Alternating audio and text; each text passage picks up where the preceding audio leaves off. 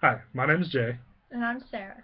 and today we're here to talk to you about volunteer management and evaluation and the dismissal of volunteers. We're going to start out with alternative to firing a difficult volunteer. Resupervise. When you first reevaluate your volunteers, you may realize that they don't know the rules of your organization. This is more common for organizations who hire youth, but no matter what age group you hire, you must always be sure they know what is expected of them. Reassign. Reassigning a volunteer can turn a troublesome volunteer into a happy and productive one. By having a simple, informative meeting with that volunteer, you may realize that they are unhappy with their current position or role. The situation can easily be fixed by simply placing the volunteer in a different setting, doing something that they know and love. Retrain. Retraining is necessary because some people take longer to catch on to things than others. Some may require different training approaches, such as one-on-one mentoring, rather than being in a large group. If the volunteer just lacks knowledge, then you as the organization should provide them with the knowledge they need. Revitalize. Some long-term volunteers may become strung out and tired. We have to realize that the vast majority of our volunteers have a day-to-day job as well, on top of all the time that they give to our organization. Giving some volunteers a break can really revitalize and encourage volunteers to get back out there. Refer. Maybe after all the time in training your organization did for a certain volunteer, the volunteer decides that your organization may not be the right fit for them. It is your job to send them to a different sister agency so they can get better work experience working in a new environment.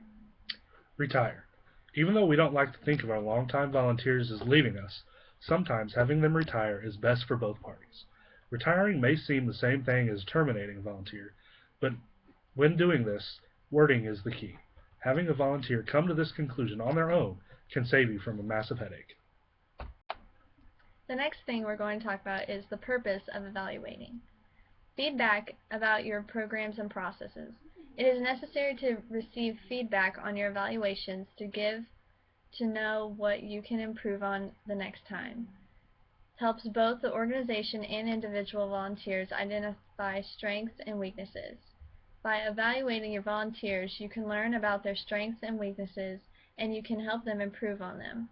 You, as the organization, can give your volunteers resources to improve. Provides accountability. By being accountable to give your volunteers and staff something to count on, everyone knows what is expected of them. If they don't do their job, they can be penalized. Becomes a basis for a plan of improvement. After you conduct your evaluation, you now have a starting point for making a plan of improvement. You now know you can improve on, so you can make small goals to meet your big goal. Measures quality and effectiveness. By evaluating your volunteers, you find out what was learned and what wasn't. If your volunteer performs well on the evaluation, then he or she has learned what you needed them to. Connect service to mission. It lets you know if your volunteers are dedicated to your organization and are willing to push themselves to expand their knowledge. Next, we're going to be talking about volunteers as donors. Volunteers can be and should be your biggest donors. They are also the biggest networking tool that you have. Not only do they donate their time and energy, but if you're doing it right, they should also be willing to donate some of their extra cash. According to J.F. Fixler Group, there are 10 reasons why your volunteers should be your biggest donors. First, volunteers are already all around you. One of the hardest aspects of getting donors is actually finding them. Volunteers already know the ins and outs of your organization, so there is no real need to make the case. Volunteers understand your organization. They understand the impact that your organization has on its target community. Volunteers are just as selective with their money as they are their time. If they're giving you their time, it's very easy to get their money. No matter what time of the year it is, you can always contact your volunteers and ask for donations, and you know that you won't get yelled at or hung up on. Volunteers can network with more people than you can on your own. Having volunteers join their social networks with the organizations, volunteers can spread the story of your organization and bring in more donations. Volunteers often have a personal reason for giving up their time. The more personal the connection to the organization, the more likely they are to donate their money. When volunteers see that the organization is set up well and can continue for years to come, They are more likely to donate money to ensure its success and longevity. Volunteers donate money to the same place that they donate their time in order to ensure that they are not only helping the organization, but making the place nice for them to work also. Once you've hooked your volunteers and they agree to donate, they reportedly give up to 10 times more than any non-volunteer would.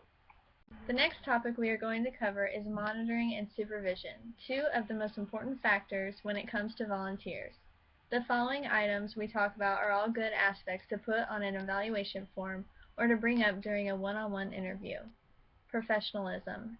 Acting in a professional manner means that you understand the purpose and goals of the company you want to work for. You should always keep your clients' information confidential and relate well with the public. Being poised and handling difficult situations and showing poise and sincere enthusiasm for the work you will be doing is a way to show that you can be a valued and professional employee. Responsibility. While doing an evaluation, responsibility is a key point to cover.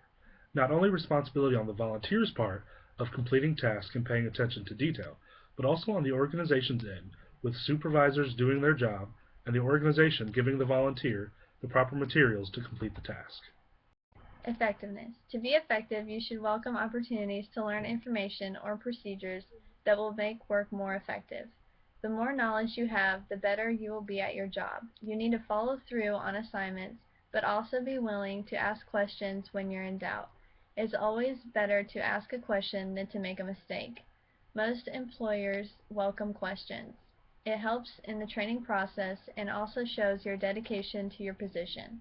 Being able to uncover and communicate all pertinent facts is also a way to show you're effective. Having the ability to communicate well with your customers and clients makes your job easier and also increases your ability to make sales or perform your job more effectively. Short answer questions. On a paper evaluation, it is important to also add in open-ended questions, short answer questions, and also have a space at the bottom for any additional comments or remarks that the volunteer may have about their supervisor. Orientation and training. During orientation and training, the goals and purposes of the company must be clearly explained. When describing positions, procedures that need to be followed should be explained and reviewed. The training must be effective and provide the tools employees need to perform the assigned tasks. Supervision. While evaluating the volunteer, it is important to have a section that discusses the volunteer's direct supervisor. This is where they can freely talk about the level of supervision and whether or not it was effective in increased progress as opposed to poor supervision with lack of progress. Conducting the firing meeting. The last thing we are going to cover is how to conduct a termination meeting if all other avenues have failed. There are many ways to conduct the meeting so that neither side comes out hurt or upset. Conduct the meeting in a private setting. This is to be sure that you and the volunteer preserve your dignity. You want to make sure the volunteer is comfortable talking to you, and in a private setting is the best way to ensure privacy and respect. Be quick, direct, and absolute. When terminating a volunteer, it is important to be quick and to the point. Beating around the bush will only lead to arguing and could quickly escalate the situation. Announce. Don't argue. The purpose of the meeting is simply and only to communicate to the volunteer that they are being separated from your company. This meeting is not to rediscuss and re-argue the decision, because if you have followed the system, all of the arguments have already been heard.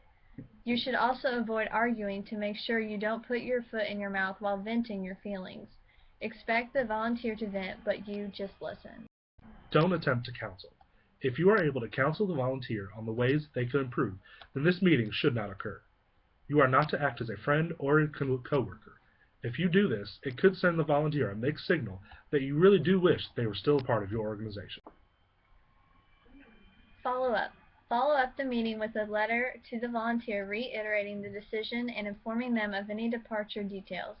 Make sure you also follow up with others. Inform staff and clients of the change in status, although you do not need to. Inform them of the reasons behind the change.